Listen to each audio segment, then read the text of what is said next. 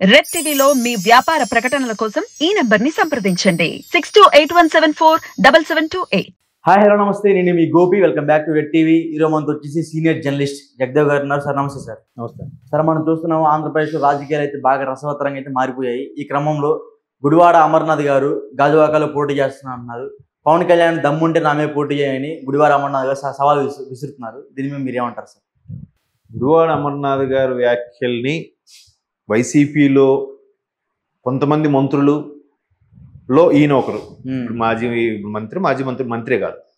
So ఈయన అంటే వైసీపీలో నేను మొదటి నుంచి కూడా చెప్పేది అదే, 151 మంది ఎమ్మెల్యేలు ఇంక్లూడింగ్ జగన్మోహన్ రెడ్డి గారితో కలిపి, కొన్ని ఆయన విషయం పక్కన పెడితే 150 మంది ఎమ్మెల్యేల్లో ఒక 10 మంది ఎక్కువగా జబ్బలు చరుచుకొని మరీ మాట్లాడుతున్నట్టు అనిపిస్తుంటుంది నాకు. అంటే కొంచెం మితిమీరి. దాంట్లో ముందు వరుసలో ఉండే వ్యక్తి కొడాల నాని గారు, తర్వాత పేరు నాని గారు, తర్వాత గుడివాడ అమర్నాథ్ గారు, అనిల్ కుమార్ గారు, రోజా గారు, కొంతమంది. అంటే ఎందుకో అట్లా అంత హైపర్ యాక్టివ్గా మాట్లాడతారు ఎందుకు అనిపిస్తుంటుంది. రాజకీయం సహజం కానీ అంతగా అవసరం లేదు నేనండి. మిగతా వాళ్ళు నా నాయకులు కాదా? మిగతా వాళ్ళు గెలుచుకోలేదా? మిగతా వాళ్ళు కూడా ముఖ్యమంత్రి జగన్మోహన్ రెడ్డి గారి దృష్టిలో పడలేదా? ఇట్లా మాట్లాడితేనే ఆయన దృష్టిలో పడతారా? కాదు కదా. సో ఈయన గతంలో కూడా ఒక ఛానల్కి ఇచ్చిన ఇంటర్వ్యూలో ఆయన ఇలాగే అన్నాడు, సార్ ఏంటి మీ మీద ఎంత ట్రోల్స్ జరుగుతున్నాయి, ఎంతగా ఉంది, మీరు ఒక ఐటీ మినిస్టర్ అయింది గుడ్డు మంత్రి అని అంటున్నారు, రకరకాలుగా అంటే అది ఎవరు ట్రోల్స్?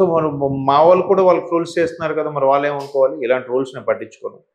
పైగా మీరు అనుకున్నట్టు అవేం కానలేదు, అక్కడ అన్ని కంపెనీలు వచ్చాయిగా అని కూడా అన్నారు. లేదని మీరు గతంలో ఆయనతో కలిసి ఒక ఫోటో దిగారు సంథింగ్ అని అంటే, లేదు చూడండి ఆయన నాతో దిగాడు, నేను ఆయనతో దిగానో చూడండి అన్నారు కూడా అన్నారు.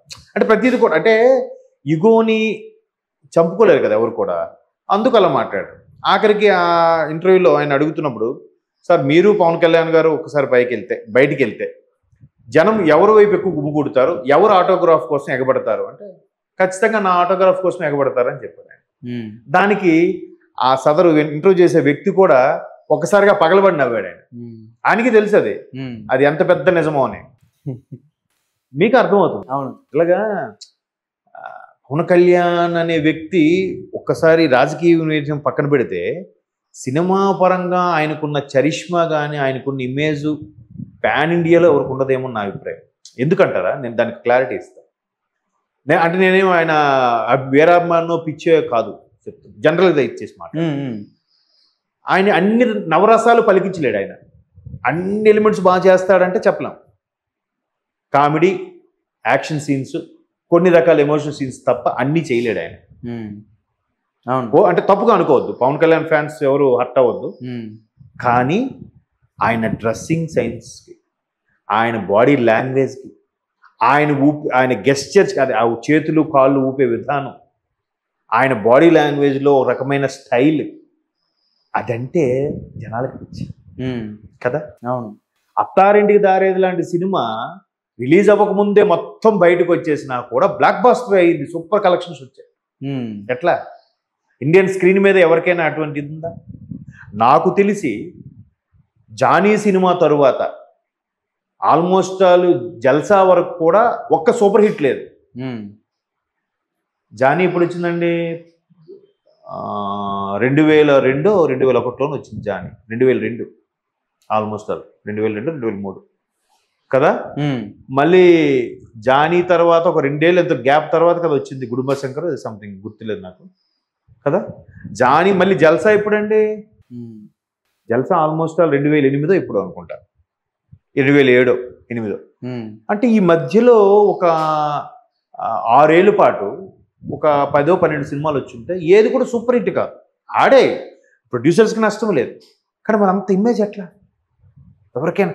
అంటే ఆయన మెంటల్ ఎబిలిటీ, ఆయన క్యారెక్టర్, ఆయన యాటిట్యూడ్కి జనాలు ఫిదా అయిపోయారు.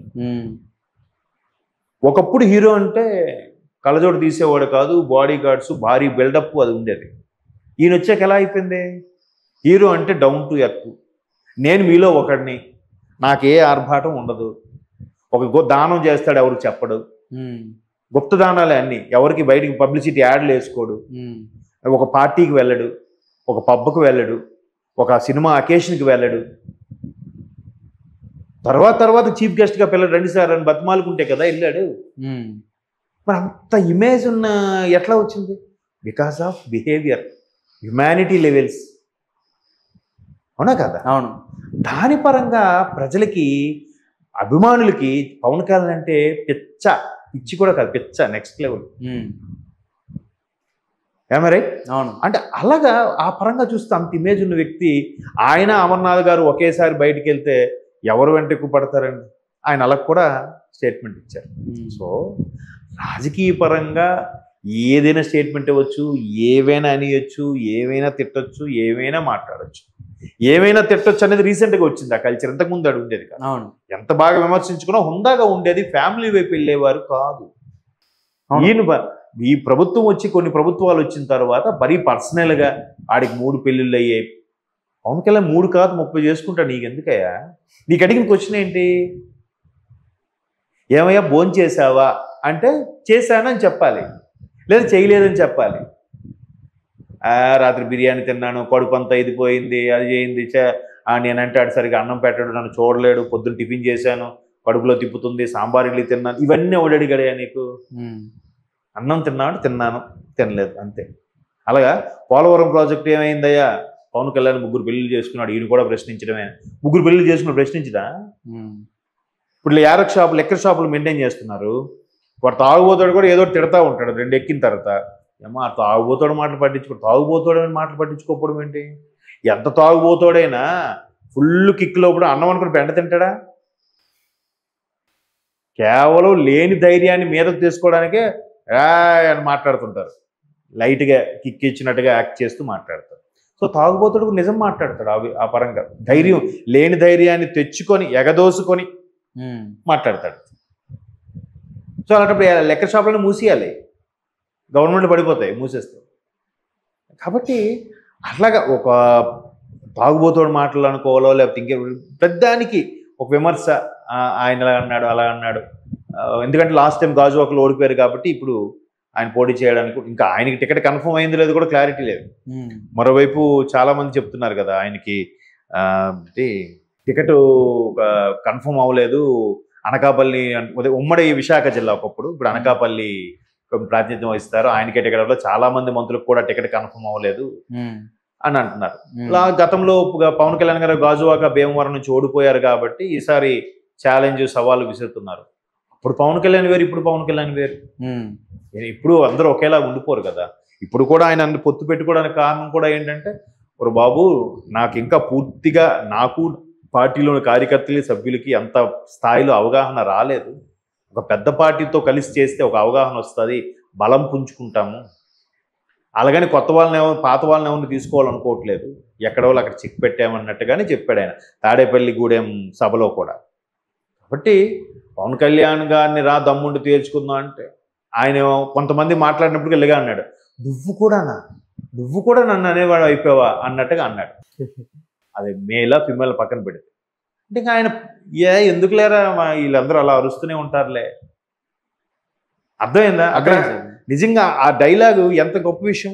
అసలు ఇంకోటి చెప్తాను, పవన్ కళ్యాణ్ పార్టీ పెట్టి అప్పటికి 5 ఏళ్ళు అయ్యింది, 2 స్థానాల్లో కూడా ఓడిపోయాడు ఆయన. ఇంత జనసేన ఏదో ప్రబంధను సృష్టించేస్తుంది అనుకుంటే 2 స్థానాల్లో ఓడిపోవడం కాక ఆయన ఒకే ఒక్క సీటు గెలుచుకుంటాడు జనసేన తరఫున. ఆ గెలిచిన ఒక్క సీటు కూడా మళ్ళీ వైసీపీలోకి వెళ్ళిపోయింది. మరొక లాంటి ఇండియాలో ఉంటాడా, లేదంటే రాజకీయాల్లో ఉంటాడా? ఇది ఎక్కడో కలిపేసో వదిలేసి వేరే పార్టీలో విలీనం అయిపోవడం, లేదా సినిమాలు చేసుకుంటాడు. దాని బెస్ట్ ఎగ్జాంపుల్ ఇప్పుడు చిరంజీవి గారేగా. మరి ఇప్పుడు అలా కాదే, 3వ రోజు మళ్ళీ జనాల్లోకి వచ్చాడే.